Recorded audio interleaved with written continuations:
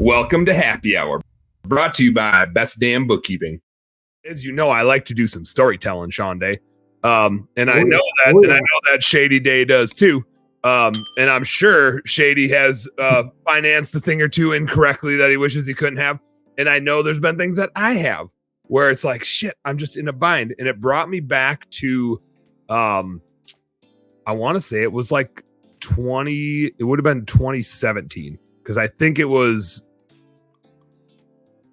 it 2015 or 2016? That September was when I started with the company. And 6 months later, I was running to the bank in the springtime to go just drop $20,000 into the bank of my personal, let's face it, of my wife's money, dropping that into the bank to make sure we could pay our employees. And that was end of February. And we're waiting for window cleaning to get started up. But we started this maid service business in Minneapolis, and we were 6 months in.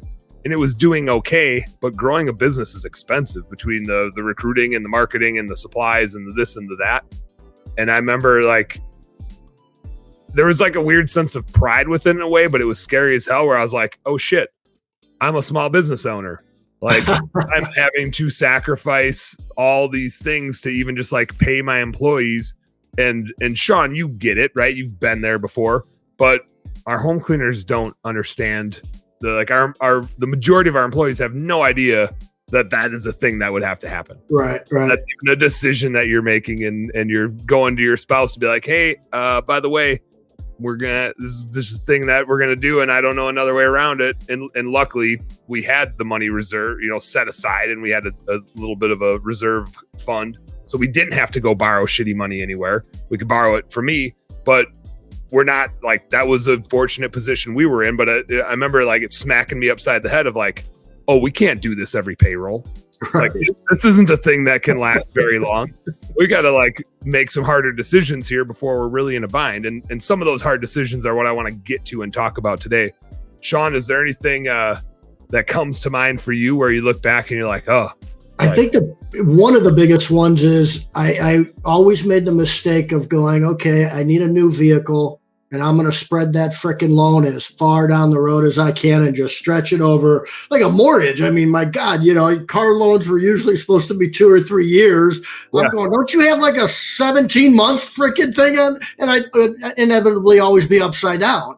When it came time to get rid of it, I was always upside down. Yep. By thousands. And it's I just paid all this money on this thing.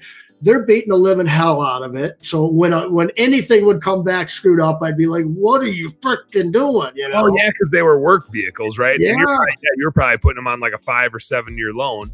Yeah, 7 year, man. It was a 5-7 year loan. Yeah, 60 months, 72 months. And they were only $13,000 vehicles sometimes, because I was buying some little ones at that time. And then we were kind of outgrowing that a little bit. And yeah, it was just that, to me, that was the one that sticks out the most, because you're investing in an asset and you're upside down on that asset when you want to get rid of it. That's not good.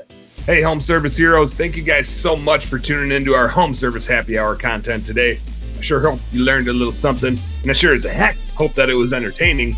If you did find it fun and entertaining, make sure you like and subscribe to the channel for more cool, fun, entertaining business content. And speaking of which, stay tuned. There's a little more here and a little more right here. Check it out.